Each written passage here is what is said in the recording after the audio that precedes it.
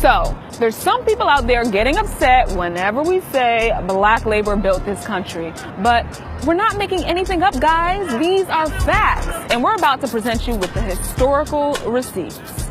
In case you missed it, this is what we mean when we say, we built this. Here's a quick history lesson for y'all. The first slaves were brought to the U.S. in 1619. Their job was simple, to make white settlers money. Slaves grew tobacco, rice, and indigo on the plantations of the southern coast. Now, fast forward to the late 18th century, cotton was king, and the U.S. was making stacks of cash on it, especially with all that free labor. Over 600 million, or just about half of the country's economic activity in 1836 came directly or indirectly from cotton. Cotton-producing slaves were just 6% of the population, but created almost half of 1 year's economic activity. We spoke with Professor Edward Baptist, the author of The Half Has Never Been Told. That 6% figure is specifically the enslaved Africans and African Americans who were in the cotton-producing regions. We're looking at like South Carolina, Georgia, Mississippi, Alabama, Louisiana.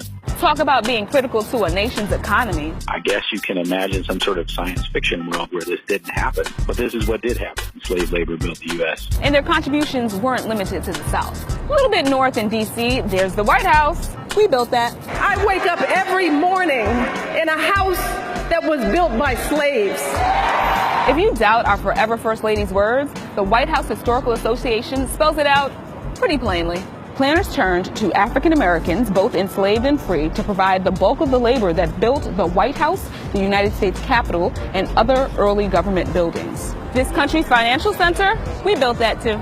Wall Street earned its name because enslaved Africans built a wall to protect Dutch settlers from raids in 1653. This wall ran from river to river. Slaves built the roads, the docks, and most of the big-time buildings in the area that would soon become New York City. And railroads, slaves did that. North America's 4 major rail networks all own lines that were built and operated with slave labor. Before the Civil War, nearly every rail line east of the Mississippi River and south of the Mason-Dixon line was constructed or run at least partly by slaves. You know what else we built? What about that great American music genre? Yes, rock and roll. We built that too. And blues, and jazz, and hip hop, and pop. America's favorite snack food, that was a black guy behind the potato chip. The ironing board, a sister. The traffic light, yep, he was black. The super soaker, that was a dude named Lonnie. He's black too.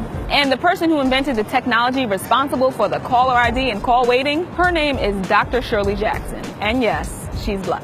Clearly, there isn't enough time to go through all of the ways black people have built this country. They're vast. Don't get it twisted. Native American and many immigrant communities have made tremendous contributions to the infrastructure, identity, and imagination of the U.S. as well. So when we say we built this country, we actually mean it.